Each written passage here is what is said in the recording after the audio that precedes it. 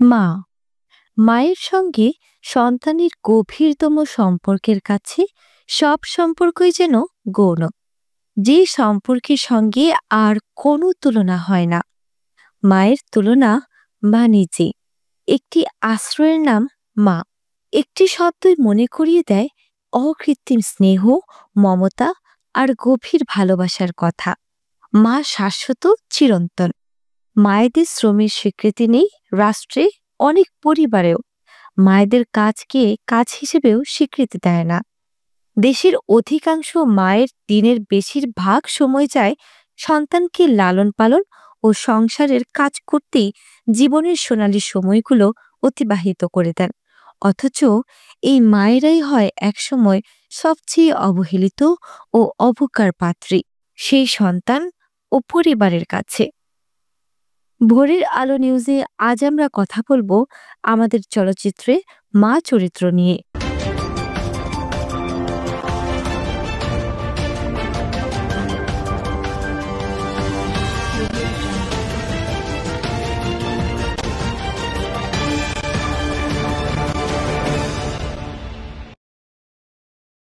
Script Ahsan Habib সকাল, voice পূর্ণিমা, সম্পাদনা লিটন।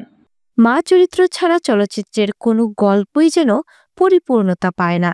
বিশ্বের অন্যান্য দেশের মতো বাংলাদেশেরও প্রায় প্রতিটি ছবিতে নায়ক নায়িকাদের পাশাপাশি মায়ের চরিত্রটি সমান গুরুত্ব পেয়ে থাকে দর্শক হৃদয়ে। তাই তো বহু সিনেমা নির্মাণ হয়েছে মাকে নিয়ে। মায়ের নামেই হয়েছে সিনেমা হিট, সুপারহিট।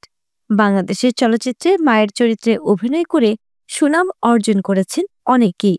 এরা আজীবন সবার মা রয়ে যান মনে ও হৃদয়ের মণিকোঠায়। এদের মধ্যে রয়েছে একসময়ের তুমুল জনপ্রিয় নায়িকারাও। আজ ভোরের আলো বিনোদন নিউজে থাকছে সেসব অভিনেত্রীর কথা যারা মায়ের চরিত্রে অভিনয় করে সকলের কাছে হয়ে আছেন চিরস্মরণীয়, বরণীয় ও সকলের নয়নের মণি। সুমিতা দেবী। বাংলা চলচ্চিত্র ইতিহাসে সুমিতা দেবী একটি অনন্য নাম। ক্যারিয়ারের শুরুতে তাকে নায়িকা হিসেবে দেখা গেলেও ৭০-এর দশক থেকে মায়ের ভূমিকায় অভিনয় শুরু করেন তিনি। ১৩ নং ফেকু ওস্তাকার লেন ছবিতে মমতাময়ী মায়ের চরিত্রে সম্পূর্ণ আলাদা দেখায় সুমিতা দেবীকে।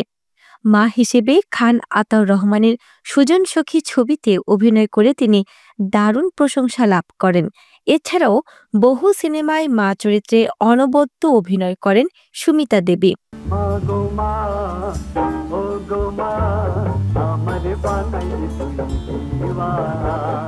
রানী সরকার। ৬০-এর দশক থেকে ৮০-এর দশক বাংলা চলচ্চিত্রে নিয়মিত মায়ের চরিত্রে অভিনয় করতেন। কোমলময়ী কিংবা রাগী সব চরিত্রেই তিনি অসাধারণ ছিলেন। কাচের দেয়াল, ফেরারি বসন্ত, স্বামী স্ত্রী সহ বহু ছবিতে মায়ের চরিত্রে অভিনয় করেন রানী সরকার। বড় স্বাদ নাতি নাতনির মুখ দেখে মরি। তুই বিয়ে করে আমার মনের স্বাদ পূরণ কর। এই কথা বলার জন্য ডেকেছো? রওশন জামিল। ৭০ ও ৮০-এর দশকের আরেকজন জনপ্রিয় ও শক্তিশালী মা হলেন রওশন জামিল। সূর্যগ্রহণ, মাটির ঘর, বউ শাশুড়ি, পেনশন সহ অসংখ্য চলচ্চিত্রে মায়ের চরিত্রে অভিনয় করেছেন তিনি। অনেকটা কড়া মায়ের চরিত্রে অভিনয় করলেও দর্শকের প্রিয় মুখ হয়ে ওঠেন জাতীয় পুরস্কার জয়ী এই অভিনেত্রী।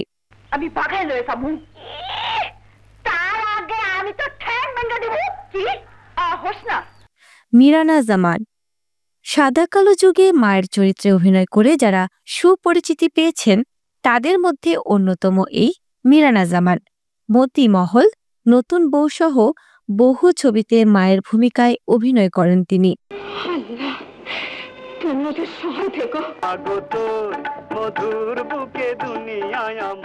রোজি আফসারি।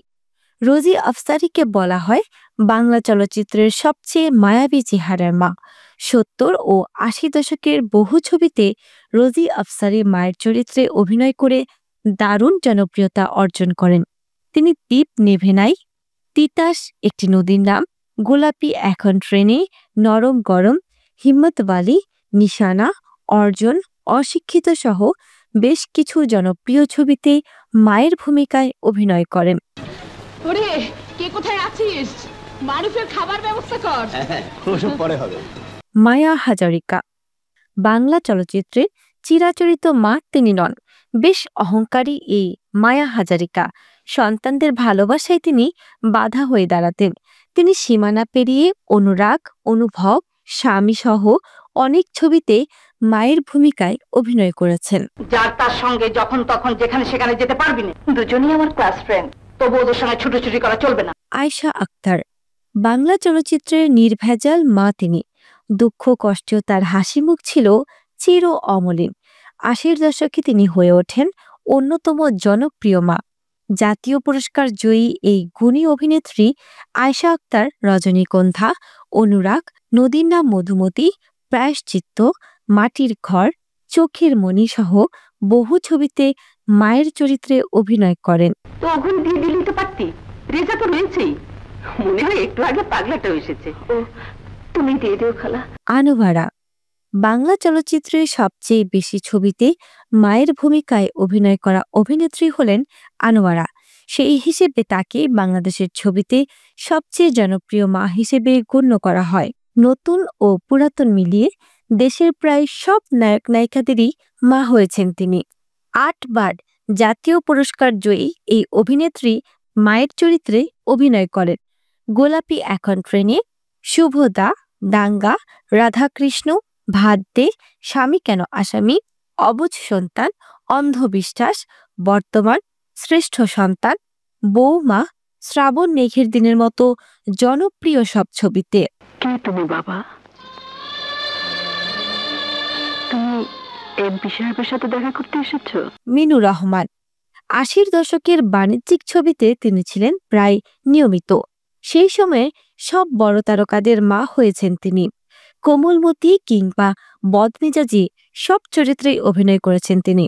সৎ ভাই ছবিতে তার অসাধারণ অভিনয় এখনও সবার চোখে ভাসে। চলচ্চিত্রে তিনি নায়ক জসিমের মা বলে খ্যাত। কি হয়েছে বাবা, কাঁদছিস কেন? আমি ফেল করেছি মা। ছি বাবা। লাইক সাবস্ক্রাইব করে ভোরের আলো নিউজের সাথেই থাকুন এমন নিত্য নতুন খবরাখবর পেতে। ধন্যবাদ।